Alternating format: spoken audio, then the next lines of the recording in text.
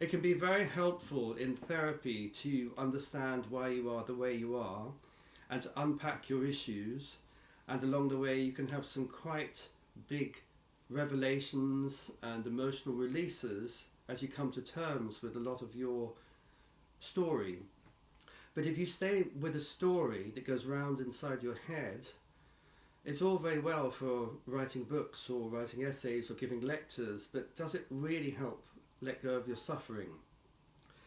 In Buddhist psychotherapy, one of the main aims of this work is to get underneath your story and to really connect with how you're holding on inside. And inevitably stepping out of head mode into a much more compassionate, heartfelt space where you can open up in relationship with the therapist and really let the awareness come into your system, show you what's going on in the mind, show you what's going on in the body, hopefully help you sense what's going on in the relational field. That's the way you are with the therapist. And by unpacking whatever's there, really learning to hang out in present time awareness with another. It's almost like stepping into a contemplative or meditative state of awareness in relationship with another, so it becomes a joint experience. So your suffering's not one little bubble that's locked up and disconnected from the world. It can open up, free up, and become a shared experience. So you enter into a joint practice or joint experience of your struggle. And then hanging out with this. This is a really important part of core process work or Buddhist psychotherapy. In core process psychotherapy, which was developed by the Karuna Institute in Devon in the UK, hanging out with the experience and waiting and seeing what manifests. It takes a certain amount of presence to do this. You know, this work is suited for people who have done some meditative work on themselves, who are able to sit alone with their stuff.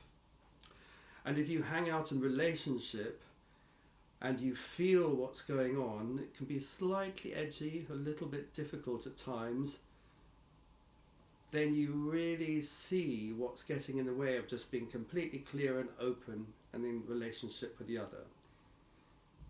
There can be veils that come up, there can be all sorts of resistances or various qualities or behavioural patterns that just flutter in the way of relationship, that if you sit and bring your awareness to that, it can really open up and clear so that you're left just in a calm, open state of trusting and interrelationship. So you really sense the other person and you sense the relationship you have in present time awareness, and that feels okay. Because when you drop into emptiness or shunyata, as it's known in Buddhism, it really can help you let go of your suffering at a deep level.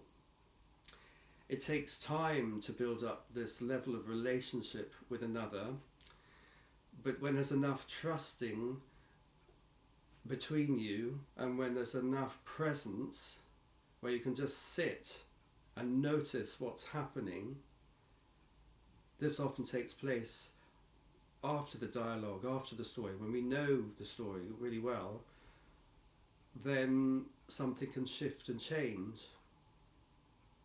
and you can have your emotional releases, your anger, your sadness, your rage, your fear, your shame, and then let go of it. This work is all about letting go. At the end of the day, we really want to find some kind of resolution in relationship, finding compassion, finding safety and trust in relationship, and really letting the awareness soak in and see what emerges this is where the transformational work can take place. So the sense of self can soften, the story can soften, and you're left with a much more being to being experience, which is just flowing, which is just shifting and changing, and can be very liberating in many ways. And it is possible to drop into a deep state of calm and peace, which is, after all, what we're all looking for.